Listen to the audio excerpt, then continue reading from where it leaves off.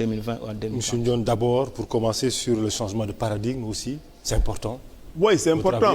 D'ailleurs, les solutions endogènes sont bien prises en charge parce que si on se souvient, le PSE vise cela en réalité.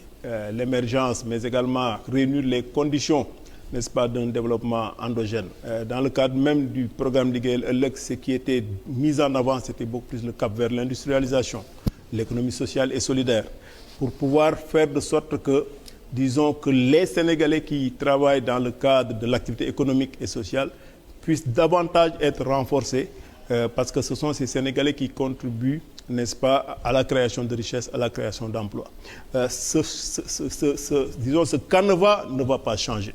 Ce canevas ne va pas changer parce que c'est le canevas global qui mène vers l'émergence, parce que ne l'oublions pas, les records qu'on a eu à faire en termes de production agricole, l'autre étape, comme disent les Anglais, le next step, c'était le cap vers l'industrialisation. Il y a une certaine cohérence d'ensemble du PSE, n'est-ce pas, qui est un programme d'émergence, n'est-ce pas, de mise en condition, n'est-ce pas, des conditions de mise en condition, disons, du cadre global d'émergence du pays. Et je dis même souvent, je disais à un ami, que le Covid-19 conforte les choix, n'est-ce pas, du chef de l'État en matière de politiques économiques. Maintenant, il va falloir y aller, disons, de manière beaucoup plus rapide. Parce que quand vous dites auparavant les choix du chef de l'État, oui, mais en fait, vous voulez dire quoi exactement? Cher, en 2012, le Sénégal produisait 400 000 tonnes de riz. Aujourd'hui, on en produit 1,30 million. 527 000 tonnes d'arachide. Aujourd'hui, on en produit 1,4 million. Le Sénégal produisait 12 500 tonnes de pommes de terre. L'essentiel du pomme de terre sénégalais était importé et les conteneurs arrivaient ici à la rue Sandiniéry. Comme le riz également toujours importé. Hein? Attends, je termine. Le riz, le problème du riz, je vais en revenir. La pomme de terre déjà, 12 500 tonnes en 2012, parce que c'était importé et les conteneurs arrivaient ici à la rue Sandiniéry. Aujourd'hui, on a 160 000 tonnes de production de pommes de terre parce qu'il y a une politique de résilience, n'est-ce pas, qui allait vers, n'est-ce pas, cette autosuffisance. L'oignon, la même chose. Je donnais un exemple. Aujourd'hui, on produit 1 million de tonnes de manioc, n'est-ce pas? Mais je suis sûr que beaucoup de Sénégalais, le manioc est accessoire dans le plat.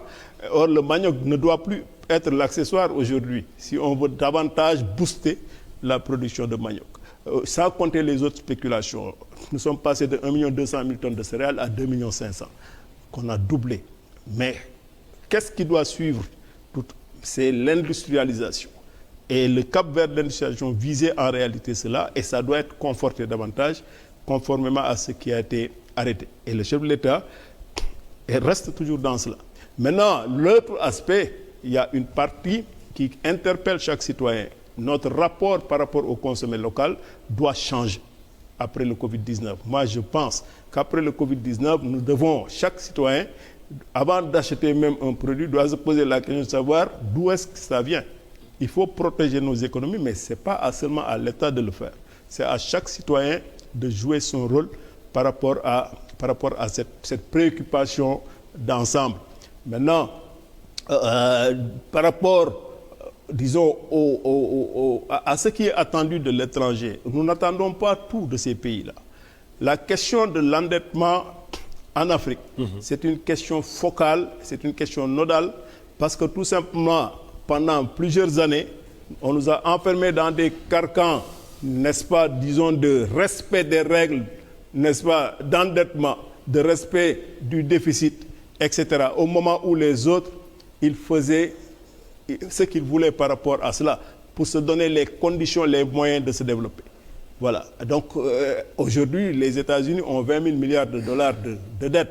Voilà. La dette cumulée, secteur public et privé aux États-Unis, c'est 69 000 milliards de dettes.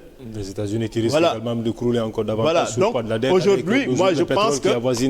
qui est en dessous même de zéro. L'Afrique, ça c'est moins 37%. Voilà. Ça, voilà. Donc les États-Unis, leur dette publique, c'est plus de 100%, 114% de leur PIB.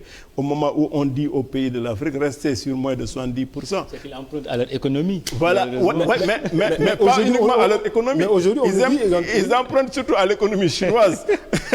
Aujourd'hui, la Chine même avait acheté une bonne partie de la dette souveraine des États-Unis. Mais ce que les États-Unis peuvent se permettre, nous, est-ce qu'on peut se le permettre? En fait, est-ce qu'on a le droit de dépasser les 70% vu la situation actuelle? Mais cher, oui. Tout dépend, comme l'a dit le docteur, par rapport à l'utilisation qui est faite de cet endettement. Aujourd'hui, au Sénégal, le Sénégal s'endette pour régler les questions logistiques, les questions d'infrastructure du pays. Aujourd'hui, nous avons une économie qui avait besoin d'un peu plus d'équité sociale, d'équité territoriale. Aujourd'hui, ce qu'on a fait en termes de couverture, n'est-ce pas, du pays au plan hydraulique. Aujourd'hui, on est à 94% de taux d'hydraulique, n'est-ce pas, de couverture hydraulique. Ce qu'on a fait en termes de couverture pour aller vers un peu plus de résilience, ce qu'on a fait en milieu rural, c'était pour permettre cette inclusion globale qui permette, disons, d'accompagner l'économie réelle du pays. Le temps filant. Mais ça ne doit pas être stoppé.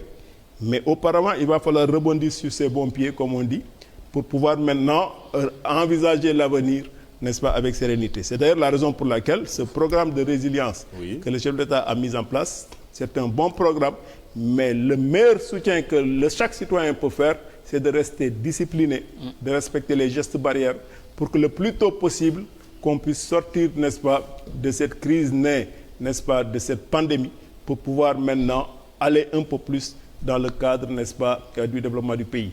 N'oublions pas que l'activité économique n'est pas stoppée au Sénégal. L'activité économique continue parce que nous ne sommes pas dans un cadre de confinement généralisé. Il est juste au ralenti, quoi. En fait, il est juste fortement ralenti à l'échelle de disons, à l'image de ce qui se passe à travers le monde. D'accord. Voilà.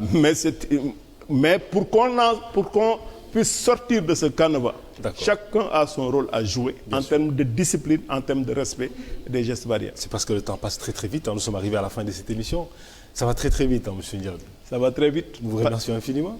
Bon, je vous remercie et je remercie également le docteur Diagne parce que c'est quelqu'un avec qui j'aime bien échanger. Parce que c'est de très haut cadre de ce pays. Et le pays a besoin de réflexion de cette nature. Aujourd'hui, nous devons élever le débat sur des questions économiques essentielles et dépasser ce débat de bas étage, n'est-ce pas, qui consiste à toiser les gens à gauche, à droite. Le plus important aujourd'hui, c'est de réfléchir pour notre pays, mais également de soutenir les politiques publiques de notre pays, mais également de peser en tant qu'Africains dans le devenir du monde, parce que l'après-Covid-19 pourrait certainement sonner l'heure de l'Afrique si nous avons bien perçu le message, n'est-ce pas, lancé quelque part par ce virus invisible qu'on doit bouter le plus rapidement possible, n'est-ce pas, de notre territoire africain. Nous l'espérons bien.